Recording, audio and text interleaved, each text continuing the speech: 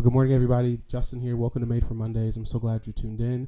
As you guys know, on the third Monday, of every month, or whatever Monday it is, I think it's the third Monday, we try to get my wife on here so that conversation is a little bit different. And so we're going to take a pause from our conversation about necessary endings and have a time to engage with Courtney. So welcome, Courtney, again. Hey, Court, how you doing? Hey guys, glad to be back. Yeah, welcome back to Made for Mondays, and the crews are with you and for you. So you guys, you're tuned into a great conversation. We're going to talk about Afrofuturism. We're in the middle of the Black History Month, and we're going to engage with a little bit of Afrofuturism, Black futurism, Black dreams, Black thoughts. Because remember, you're made for Mondays. You own your Mondays. Mondays don't own you. So I'm so glad you're here with us. Get ready to change your life today as we engage with your dreams, your futures on Made for Mondays. Welcome back to Made for Mondays. Let's jump into our conversation. Courtney, what are we talking about today?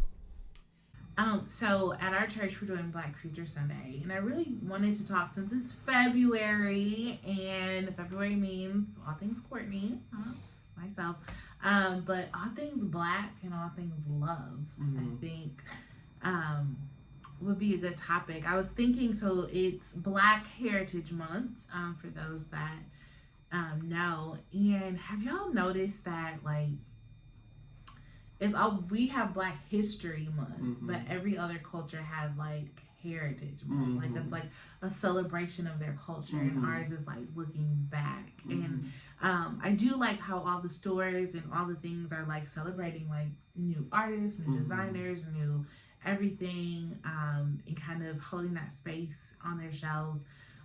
But I really want to talk about the future and all that we are as Black people, because I think history is like super limiting. But before we get started, I thought we could play like a fun game of Black of this or that. Okay, this will be fun. Okay. So my first one is, okay, Kool-Aid or sweet tea? Kool-Aid. Sweet tea. 100%. Easily Kool-Aid. You guys let us know in the comments on Spotify. There's a poll. We'll put these in the poll. So Kool-Aid or sweet tea? I'm Kool-Aid. Okay, this one's Did you used to mix flavors on your Kool-Aid?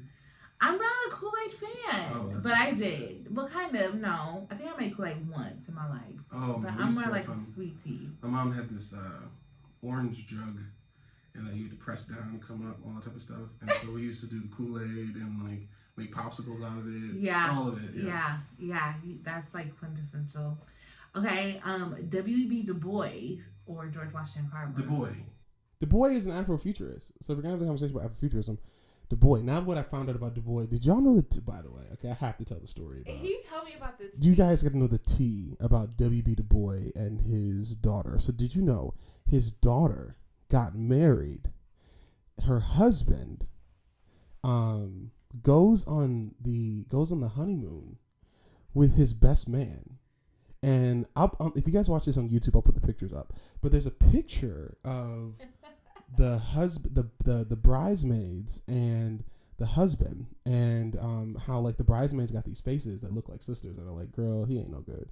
And then the husband and the best man are like this, where the wife is like over here. Like it is like this separation, like Star Trek. Like it's this separation between the two of them. So then they're about to get divorced.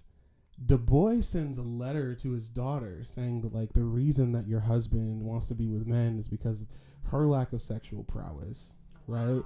And so because of her lack of sexual prowess, then like Du Bois' daughter doesn't want to be with the husband, doesn't want to be with her, and then eventually the mom flies out to Paris because he was stationed in Paris, flies out to Paris to get her, move her back to America. What? And Du Bois was all for it. So then there's schools named after her ex-husband and the boyfriend. Then he went to school with this other really gay lip activist, James Baldwin, and then another guy who went to school was Langston Hughes. Like the Harlem Renaissance was just a whole bunch of insecurity. Wow. Like, and so then he eventually writes this really long poem, beautifully written poem, about what it means to be queer, what it means to be Black, and how difficult it was. And I can only imagine what was in the 1920s and what it meant to be queer and try to find success. It's a huge deal today. Yeah. But especially in like the early 1920s, and just like how hard it was probably to live into that truth. But yeah, that's so hard. I feel for sis though. Like I do too. I do. But to get into the original question, like I'm kind of questioning it now just because but the Gifted Black Folk, Souls of Black Folk. My goal was to to do another edition, adding to Souls of Black Folk through Trifle and Triplicity, double consciousness, talking implicit, and Carver's bootstrap stuff. I just never really got with. I just pull yourself up by the bootstraps.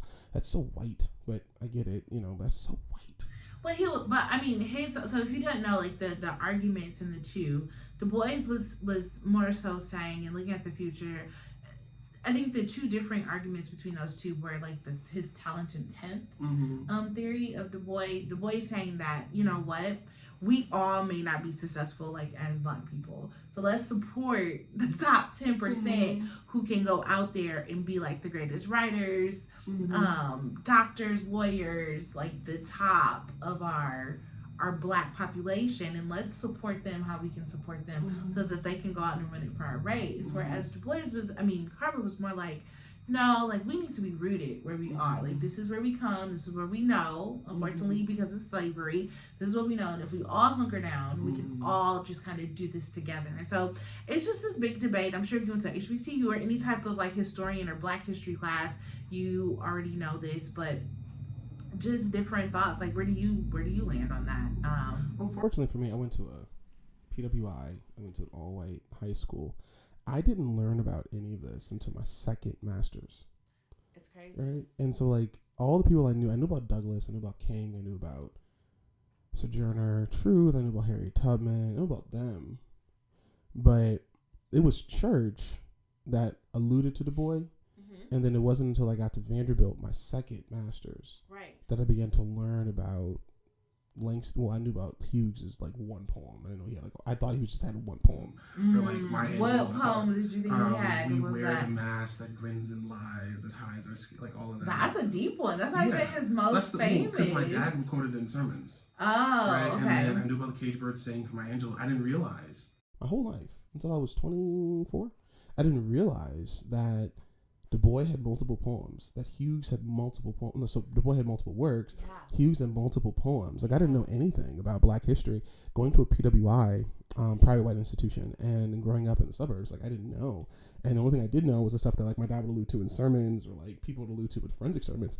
So it's amazing what access does. So even learning about George Washington Carver, I didn't learn that until I got to Vanderbilt. Yeah. And then found out about, like, the differences between him and Du Bois. And then even, like, I didn't know even about like King, about like how he evolved and like what killed him was his thoughts on Vietnam, and the government was pretty much just like, screw it, get rid of him. Like, you know what I mean? Like, take our hands off of him, and his thoughts about Vietnam are what got him killed. Yeah. So just learning that, I know we're not talking about that, but it's just amazing access, like you're mentioning, to know about all of that stuff. Access is huge. And we get back to that. Look, this is my last this or that one. Is spaghetti a side or a main dish? What's the sauce? Is it with meat or without meat? Oh, all Black spaghetti has meat. Black spaghetti. Does the spaghetti have sugar in it? All Black spaghetti has sugar. I think spaghetti's a meal. I think it's Italian, but I think it's a meal. It's a meal by itself. It's not a side. Good spaghetti done well. Italian food is meant to. Are you talking about Black spaghetti or like real spaghetti? Well, a lot of times, so it's a North versus South thing, right? So I think the North, they like Chicago per se, they put it as like a side. So you have like a catfish dinner. I know you're allergic, but like a catfish dinner, and then they have like spaghetti as a side. But like in the South, it's just like a meal that keeps on giving. You make spaghetti on Monday, you having that all the way through to the end of the week and through the weekend. That's a solo. So what do you think? Is spaghetti that's the big debate. That's Italian. the new sugar and grits or not, which by the way, I'm a big proponent of the salt and pepper. So the way the spaghetti was originally made, my understanding of Italians, is that technically the sauce is separate and the pasta is its own thing. So we're gonna get technical with I'm not talking about in Italy. Like, we know Italy, this is not even how it's supposed to be done. I'm talking about strictly Black people, because that's what we saw. Well, then it's a side. Today. It's just a part. It's a side that runs into your green beans and puts a little piece of makes your good fried chicken, the crust fall off. I say when I'm in Chicago, it's a side, and when I'm anywhere else, it can stand alone. I'm sick of. I feel like it's that staple meal that you have growing up that lasts when you're like, I want to go to McDonald's. It's like, no, we got food at home. There's always the food at home. Always the food at home. You still have it at home. Listen, you guys, as we get into our conversation, we'll take a moment for a break really quickly. Talk to you guys a little bit about one of our books to promote it really quick. So take a moment, grab a hold of this. We'll be right back. Well, hey, Made for Mondays listeners, Justin here. I'm on here to give a shameless plug about, my book. I wrote a book called Necessary Endings, and this book is simply a book detailing, it's called Some Things Need to Die for You to Live. It details 4 different funerals that I believe you need to have to go on a journey of mental well-being and mental success. I pray that you take a moment to go ahead and grab it. You can grab it on my website at jrlester.com or on Amazon. It's a book that addresses mental health, faith, journeys, relationships, friendships, everything in between. Prayerfully, it'll help you be all that you need to be, everything God's called you to be. So go ahead, take a copy of Necessary Endings, Some Things Need to Die for You to Live. Available on Amazon or on jrlester.com. Thank you. Welcome back to Made for Mondays. So let's jump into our talk. We've got a couple minutes to talk about Afrofuturism. Yeah. I just I thought today would just be good to just reflect. I think too, you said something powerful. I think it's a quote from somewhere, is that the way you stop a movement is to memorialize the person. That's it. Yeah. Right? Like, you stop the movement by memorializing them, right? Yeah. And even thinking about, we just last month celebrated Dr. King and just like all that he has done, right? And it's just like, it's good to reflect, but I'm like, even if he was still living today, I hope we do more. Like, we are going beyond. Like, it's not enough to just rest on what he's done. All of the stuff that he's done has been amazing, but why? Well, not all, but his courage, like that. Honestly, that's really what it was. It's like his courage when it wasn't popular to stand up, to march, to do these things, to have a peaceful approach to things. Like, that wasn't cool. Like, his boldness in that was what made him pivotal. But we stop the movement by memorializing. I think a lot of like Black history we do is we memorialize a lot of people so that we don't have to continue to like work, right? And when I say work, like, I don't think our job as Black people is to like struggle and fight and to make other cultures understand like why we're so amazing. Like, we know we're amazing within the Black community. We know that we're great, but I feel like a lot of us, and a lot of times, it's us trying to prove how great we are, and it's like I'm sick of that. I think one of the issues is that we're spending so much time in Black History Month trying to get other cultures to know how great we are, right? Yeah. We're juxtaposed to Latinx Heritage Month, Asian American Heritage Month, like whatever it is. None of them are like, look at what we did. Like, look at Alibaba, right? Yeah. Like, Asians are not sitting there like, look at what we did. And like, Latinx are not sitting here like, look at this, right? Try our food, do this, right? But it's us. And we're over here, but we did the stoplight. And we did this, and we did that. And so we're trying to prove, did you know this? Did you know that? It's Black history factoids and Black history like this. And it's like, but yet you have Latinx and Asian Americans, but when they're doing it, when they have Heritage Month and they're engaging in their heritage, it's all about, this is what we are currently doing. These are people who are doing it now. They're honoring. And I think that's a way, like, that's why the future to me, that's why I love Afrofuturism, that what is not just the future, but like, who are we right now? And what are we using with what we have right now to build for the future? And I think that's why this podcast, even for me, is so Afrofuturist, because it's just like, how can we conquer every single day without, like, not just the fear, but constantly trying to prove yourself, right? And I think the subtle way to keep you oppressed is the need to prove, because then I'm always at someone else's beck and call, right? And the same thing with memorializing a leader. So that the way you stop civil rights is by giving us Martin Luther King Day. Grateful. But the way it's like, so then, like, for example, there are 4 states in the entire union that don't have MLK Street. We looked this up when we were in Hawaii. 4 states that don't have MLK Street. Right. And it's like, so then what will happen is we had, like, during COVID, there's this big fight to get MLK avenues, MLK streets, big fights for that. And steady, no one was getting elected to boards, right? No one's getting elected to, like, leadership positions. We're not investing in some of these companies that are coming out. We weren't investing in TikTok. We were just downloading it. We weren't investing in Facebook or anything when they went public. Right. We weren't, not that we couldn't afford certain things, but like, we could afford, if we can afford, like, I'm thinking about some of the cross screen, right? So I think the shares of Facebook were like $137 for first in public, something like that. So if we can afford $210 Jordan, like, I'm wearing $210 Jordans on my feet, right? I have 6 pairs in my house, right? So you double that. If I were to buy 20 shares of Facebook or 100 shares of Facebook, even, right? Over the course of a year or 2 years, how many pairs of shoes or clothes or whatever we're purchasing, investing in Facebook, like that's a totally different conversation. Investing in TikTok when it goes public, investing in Snapchat, right? But the issue is, even if it's not investing in that, the issue to me is that we are so caught up in like memorializing. So like more streets, Black Lives Matter Boulevard. What's it gonna do? So we painted Black Lives Matter to drive over, the same way we're getting driven over in politics and we're getting driven over in finances. Like, but yet we're sitting here and it's just like, but we did the street, but we did this, and like, but yet the judges, the Supreme Court is still the same, because the Supreme Court's affected by your local elections. Yeah. So if we don't vote locally and don't get people local, like the small local elections are what eventually give these people, like for example, the judge, and I could talk about this later, like the judge in the Darrell Brooks case, she was in a small local Wisconsin Waukesha election. Right. Conservative as all get out. Yeah.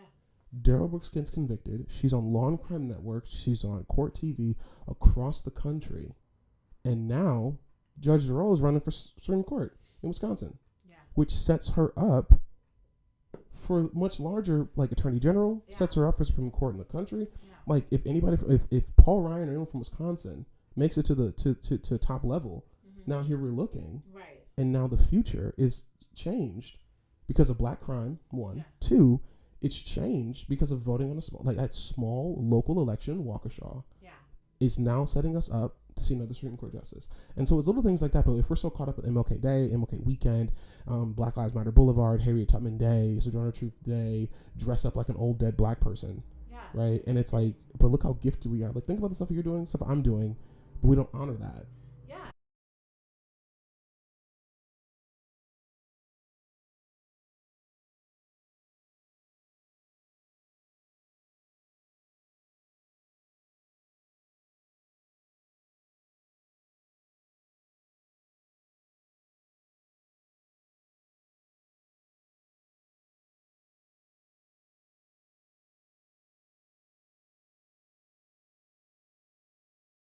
Well, I suggested in my book that black people have been confined to the last two dreams, whether it was Du Bois's utopian dream of blackness living in fullness, or King's dream of radical possibility.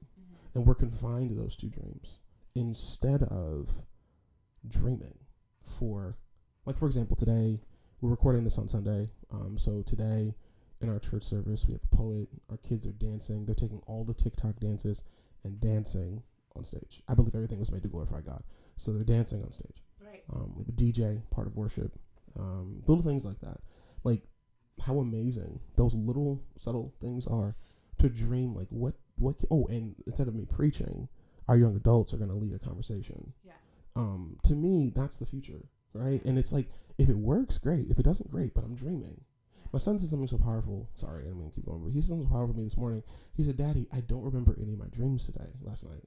And I was like, that's okay. Because what I do know is that you may not remember it, but you'll see it. Mm-hmm. The reason that you're conscious about, I don't remember my dreams, is because now he enjoys dreaming. Yeah. And I want us to get to that place as people as well. Even for you as a leader in your business. I know a lot of you are listening to this, and I know this is different because I talk just purely like leadership, but I want you to consider in your life, on your job, like, I don't want you to not dream. So I want you to dream, like, what makes emails easier? I can give you practical tips, but like for you, what dreams of like a safe work environment do you have? Right. What dreams of a safe home do you have? Right. And I think the way we can start dreaming for our community is as we pull it all the way back and begin to dream for ourselves. Right? Like, not just like, like I am excited about, the world becoming amazing, all this. Like, no, I have great dreams for the wall. We just bought a house. Great dream for the wall of the garage that I'm going to have. Because Courtney has the whole house. I get a wall in the garage. So I have great dreams for the wall of the garage in our new home. Yeah. So this is the last thing before we go. So I need to put her whole name, but I follow, it's called The Nap Ministry, and she wrote a book by Tatiana, I forget her last name. But I think along with that, like the dreaming, like take a nap. That's it, man. Take a nap. Rest. Wow. She said something so powerful, especially around Dr. Martin Luther King Day. She said, let them do it. That's why he fought. So we can rest. He did not fight and have courage and do all the things so that we can have more work to do on an off day. Have the off day. That's so real.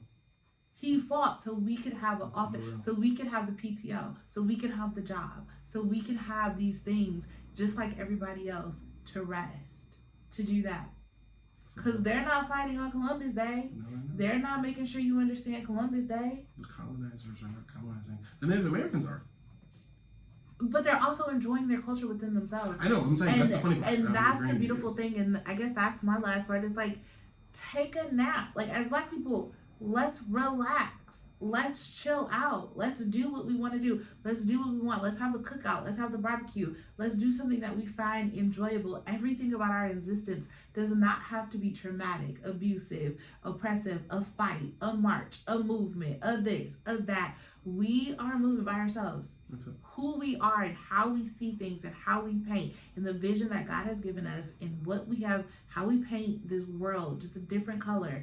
It's just amazing within itself. And I just don't think that we take, you said in your sermon this morning, like, track our progress. I don't think that we have tracked our progress as Black people to know, guess what? It's time for a nap. It's time to just relax. It's time to rest. It's time to enjoy. It's time to bask. It's time to live the soft life. It's time to be. That's it. Because this is our ancestors' wildest dreams. That's it. This is. That's it. Not more fighting. No. Not more running. Fighting and marching and working. No, that's great. Thank you, Court. Yeah. Thank you, I Court. enjoyed it. Thank you. Thank you. Here's some things that stood out to me in our conversation today. I think, first of all, I think it's so important for us to acknowledge history, but also acknowledge that we can dream. I'm grateful to Court for the conversation about Du Bois and Carver. I think number two, I think another thing that I learned today to take away from this, hopefully you learned as well, is to know your stories. As I mentioned before about growing up in PWIs in the suburbs, it's important to know your stories and to do your own work on those stories. So for you, if you need to learn about something, maybe it's a family story, a family history, family narrative, don't let it be until your second master's where you learn about a story that's been living the entire time. Thirdly, I told you guys also, Courtney just mentioned too, but I think to lead to that, number three, be okay dreaming. And know there's times that the reason you miss dreaming is because you didn't have them that moment, but be okay dreaming. Dream for work, dream for school, dream for your children, dream for your relationships, dream for your job. And fourth and finally, I'd say what Courtney just said, take a nap. Maybe the reason you're not dreaming is you're not asleep in order to dream. And sometimes we're too woke, when sometimes the best way to get woke is get some sleep. Thank you for joining us on Made for Mondays today. Courtney be here again with us next month. The next time she's with us, actually, we would have just celebrated 7 years of marriage. Yeah, 7 years of marriage. So we'll be there in the month of March. But before we go, let's say our affirmations together and we'll have an amazing day. Come on, repeat after me. Say, I am me. I can be me. And no one will stop me from being me. You're made for Mondays. Mondays will own you. You own your Mondays. Have an amazing day. We'll see you here next week for Made for Mondays once again as we continue our journey in necessary endings. And don't forget, next week, we have another special guest. We'll be kicking it with Camden a little bit. Have an amazing day. God bless you.